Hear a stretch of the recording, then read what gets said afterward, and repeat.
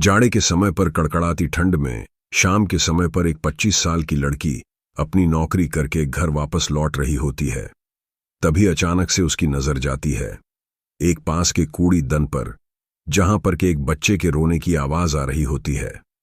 लड़की तुरंत भाग करके जाती है और देखती है कि कूड़ीदान के अंदर एक मासूम सा बच्चा है जो कि हाल ही का है। वो किसी कपड़े में लिपटा पड़ा हुआ है और तेजी तेजी से रो रहा है। जैसे ही लड़की ये चीज देखती है, वो तुरंत कूड़ीदान में से उस बच्चे को उठाती है और उठा करके अपने घर लेकर के पहुंचती है। जब घर लेकर के पहुंचती है तो घर वाले पूछते हैं कि बेटा ये कौन है, कहां से लेकर के आई हो। तो घर वाले काफी नाराज होते हैं, गुस्सा होते हैं और कहते हैं कि पता नहीं किसका बच्चा उठाला हो और हम इसको कैसे पालेंगे, पसंग कैसे हम इसका ध्यान रखेंगे। हमसे कुछ नहीं हो पाएगा, इसे जहां से लेकर के आई हो वहीं छोड़ करके आओ। घर वाले काफी कलेज करते हैं। लड़की रोती है काफी, लेकिन घर वाले नहीं मानते हैं।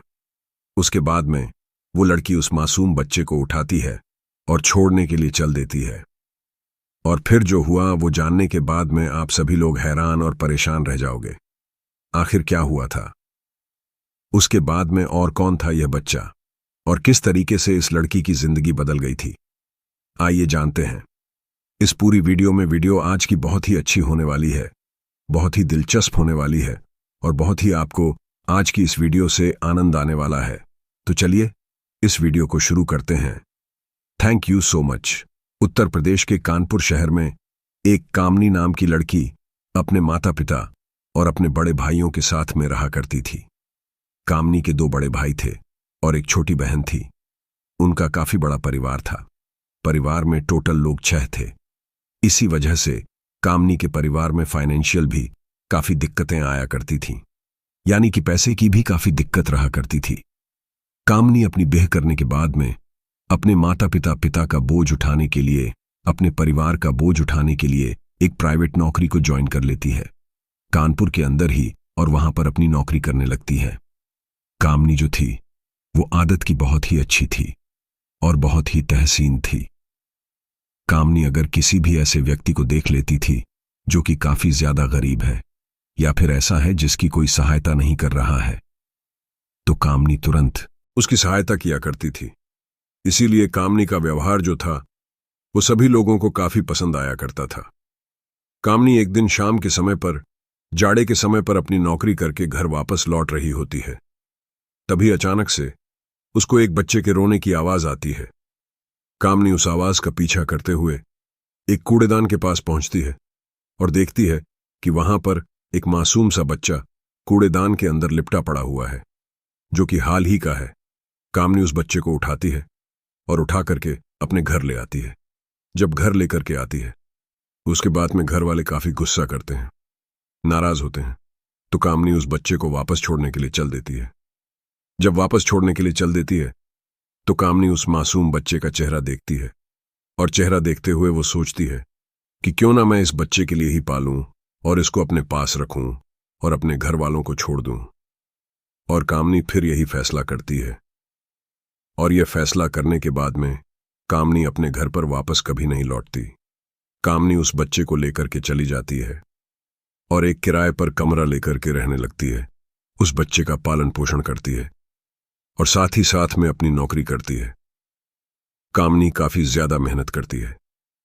जब नौकरी करती थी अपने बच्चे को साथ में लेकर के जाया करती थी।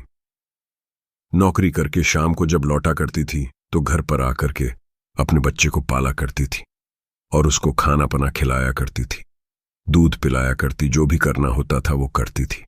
कामनी बहुत अच्छे तरीके से उस मासूम बच्चे का ध्यान रख रही थी और उसको बहुत अच्छे तरीके से पाल रही थी। कामनी की उम्र भी बढ़ रही थी और कामनी ने सोचा कि अब मैं शादी नहीं करूंगी, क्योंकि कामनी चाहती थी कि उस मासूम बच्चे के साथ में ही अपना जीवन बिताए। इसीलिए कामनी ने शादी भी नहीं करी और कामनी उसी मासूम बच्चे के साथ में अपना जीवन काट रही थी। कुछ समय के बाद में जो बच्चा होता है वो लगभग 4 साल का हो जाता है। उसके बाद में कामनी एक पास के ही सरकारी स्कूल में उसका एडमिशन करवा देती है और वहां पर वो बच्चा पढ़ना शुरू कर देता है। कामनी ने जब उस बच्चे का दाखला कराया था, यानी कि एडमिशन कराया था, तब उस बच्चे का नाम अभिनव डलवा दिया था और उसके बाद में उसको सभी अभिनव के नाम से ही जानने लगे थे। वो अभिनव जो था वो भी कामनी को अपनी माँ ही बुलाया करता था। एक दिन अभिनव स्कूल से पढ़ करके घर वापस लौटता है और शाम के समय पर जब उसकी माँ नौकरी से आ जाती है तब वो पूछता है कि माँ, मैं आपसे एक बात पूछना चाहता हूं। तो कामनी बोलती है कि पूछो बेटा, क्या पूछना है। तो अना पूछता है कि माँ, पापा कहाँ हैं। तो कामनी के आंसू आ जाते हैं और कामनी कहती है कि बेटा, तुम्हारे पापा तो काफी समय पहले खत्म हो गए थे, जब तुम बहुत छोटे थे। उसके बाद में अपने रोने लगता है और कामनी को यानी कि अपनी माँ को गाली लगा करके उसे काफी देर तक रोता रहता है। फिर धीरे धीरे करके अभिनव समझदार होता है और समय बीतता है। कुछ समय के बाद में अभिनव अपनी 10th क्लास कर लेता है, फिर 12th कर लेता है और उसके बाद में बीए भी कर लेता है। बीए करने के बाद में अनाव अपनी माँ यानी कि कामनी से कहता है कि माँ, मेरे कुछ दोस्त हैं जो कि बाहर जाकर के यूपीएसएससी की तैयारी करेंगे, इसीलिए उन्होंने मुझसे पूछा है कि अगर तुम चलना चाहते हो तो तुम भी अपनी माँ से पूछ लो। तो कामनी जो होती है वो कहती है कि बेटा, चिंता मत करो, बाहर जाकर के तुम पढ़ाई करो, लेकिन अपनी माँ को मत भूल जाना। उसके बाद में कामनी जो होती है वो अपने बेटे के लिए बाहर यानी कि यूपीएसएससी की तैयारी कराने के लिए दिल्ली भेज देती है। दिल्ली जाकर के अभिनव जो होता है वो अपनी यूपीएसएससी की तैयारी करता है अपने दोस्तों के साथ में।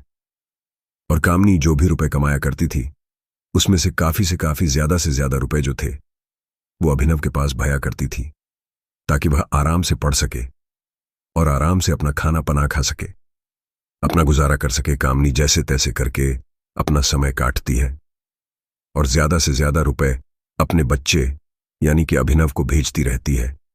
धीरे धीरे करके समय बीतता है और अभिनव जो होता है वो यूपीएसएससी एग्जाम को पास कर लेता है लगभग 3 साल के बाद में।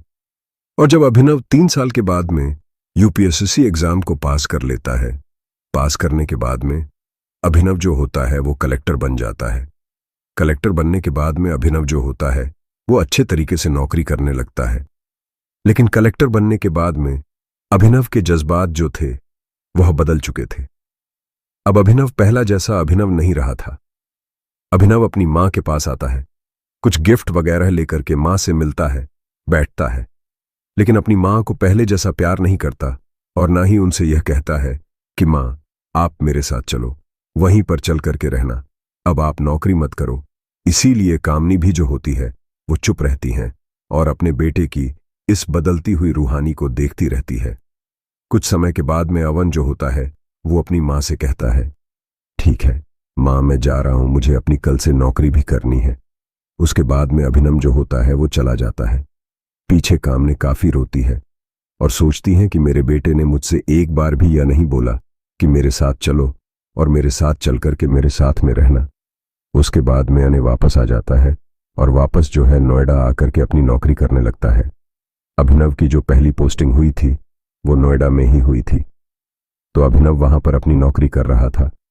और कुछ समय के बाद में उसकी एक लड़की से मुलाकात होती है और उससे फिर वो शादी कर लेता है। शादी करने के बाद में वो अपनी माँ को बताता है कि माँ, मैंने शादी कर ली। लेकिन अभिनव ने जिस लड़की से शादी की थी उसको अभिनव ये नहीं बताता कि मेरी माँ भी है और उन्होंने मेरे लिए बहुत त्याग किया है। अभिनव ये कह देता है कि मैं अनाथ हूं और मेरा कोई भी नहीं है।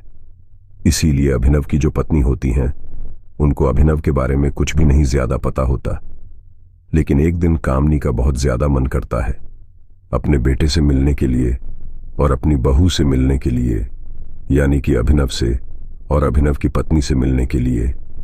इसीलिए कामनी जो होती हैं वो अपनी सहेली के फोन से अभिनव को फोन करती हैं और कहती हैं कि बेटा, मैं तुझसे मिलना चाहती हूं। तेरा एड्रेस क्या है? या तो तू मेरे पास आ जा या फिर मैं तेरे पास आ जाऊं। तो अभिनव जो होता है वो घुमा देता है और कहता है कि मां, अभी कुछ दिन रुको, मैं ही तुम्हारे पास आऊंगा, तभी मैं तुमको लेकर के जाऊंगा।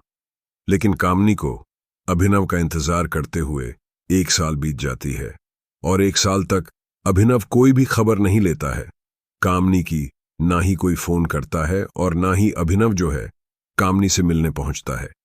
1 साल बीतने के बाद में कामनी जो होती है वो कैसे भी करके अभिनव का एड्रेस पता कर लेती हैं और कानपुर से नोएडा के लिए रवाना हो जाती है। जब नोएडा पहुंचती हैं तो वहां से ऑटो करती हैं और ऑटो वाले को अभिनव का एड्रेस बताती हैं। जब ऑटो वाला एड्रेस सुनता है तो पूछता है कि आप कौन हो। तो कामनी जो होती है वो बताती हैं कि मैं कैरेक्टर साहब की मां हूं। उसके बाद में ऑटो वाला भी एकदम चौंक जाता है और सोचता है कि इतनी गरीब मां कैसे हो सकती है कलेक्टर साहब की। लेकिन फिर भी वो सोचता है कि हो सकता है कुछ भी हो, उसके पीछे हमें क्या मतलब, हमें तो एड्रेस पर पहुंचाना है।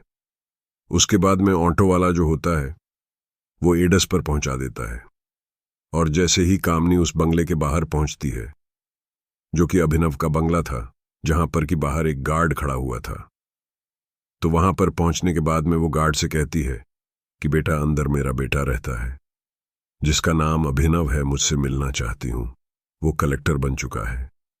कलेक्टर बनने के बाद में मुझसे एक बारी मिलने आया, उसके बाद मिलने नहीं आया।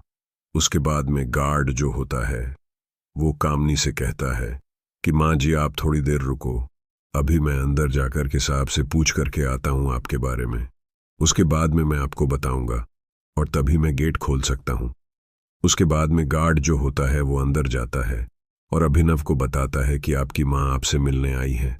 जैसे ही अभिनव ये चीज सुनते हैं तो वो अपनी पत्नी की तरफ देखते हैं, क्योंकि उन्होंने अपनी पत्नी को ये बता रखा था कि मेरी तो कोई मां है ही नहीं, मैं तो अनाथ हूं। उसके बाद में अभिनव जो होते हैं, यानी कि कलेक्टर साहब जो होते हैं, वो अपनी पत्नी के साथ में बाहर निकल करके आते हैं और कामनी को देखते हैं। तो देखने के बाद में अपनी पत्नी को देखते हैं। पत्नी को देखने के बाद में वो मन में सोचे लगते हैं कि अगर मैंने बोल दिया कि ये मेरी मां है तो मेरी पत्नी जो है बुरा मन जाएगी। इसीलिए अभिनव जो होते हैं वो काट से कहते हैं कि मैं इनको नहीं जानता हूं, ये पता नहीं कौन है और कहां से आई हैं। उसके बाद में कामनी के भी आंसू आ जाते हैं और कामनी चुपचाप से वहां से चली जाती हैं और बंगले के बराबर में जाकर करके बैठ जाती हैं।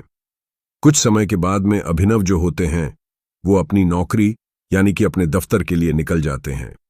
जब दफ्तर के लिए निकल जाते हैं तो अभिनव की जो पत्नी होती है वो चुपचाप से बाहर आती हैं और बाहर आती हैं तो देखती हैं कि कामनी जो है वो उस बंगले के बाहर एक कोने पर नीचे बैठी हुई है और रो रही है। उसके बाद में अभिनव की पत्नी जो होती है वो कामनी के पास जाती हैं और पूछती है कि मां आप कौन हो, सच सच बताओ। उसके बाद में कामनी जो होती है वो अभिनव की पत्नी को एक डायरी निकाल करके देती हैं, जिसमें उन्होंने अभिनव की जिंदगी के बारे में और अपनी जिंदगी के बारे में सब कुछ लिख रखा था। अभिनव की पत्नी जैसे ही उस डायरी को पढ़ती हैं तो उनके आंसू आ जाते हैं।